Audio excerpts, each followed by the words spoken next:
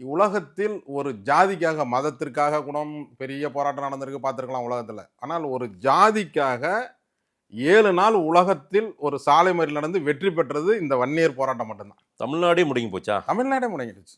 ஆஹா. அன்னைக்கு இருக்கிற இப்ப நீங்க எடுத்து பார்த்தீங்கன்னா வரலாறுலாம் 7 நாள் ஒரு காக்கா கூட போக முடியாத அளவிற்கு தமிழ்நாடு முடங்கியது. ம். அவ்வளோ பெரிய போராட்டத்தில் திட்டமிட்டு அன்னைக்கு இருந்த அதிமுக அரசு 21 வன்னியர்களை துப்பாக்கியாலே சுட்டு கொன்னாரு.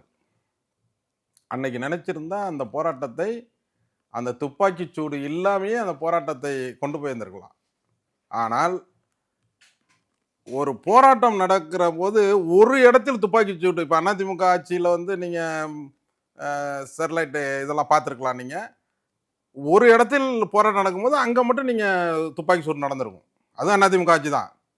இருந்தாலும் இந்த துப்பாக்கி சூடு என்பது எப்படின்னா, சேலத்தில் ஒரு நபர் இறக்கிறார் துப்பாக்கி சூட்டில், விழுப்புரம் மாவட்டத்தில் ஒருத்தர் இறக்கிறார், கடலூர் மாவட்டத்தில் ஒருத்தர் இறக்கிறார். இப்படி திட்டமிட்டு வட மாவட்டங்கள் இருக்கிற நபர்களை எல்லா இடத்துலையும் துப்பாக்கி சூட்டு நடத்தினால்தான் இந்த போராட்டம் நிற்கும் அப்படின்னு சொல்லி ஒரு தப்பு கணக்கு போட்டு சுட்டாங்க.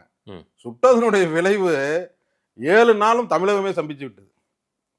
அதற்கு பிறகு ரொம்ப வீரியமாக இது மாறிவிட்டது.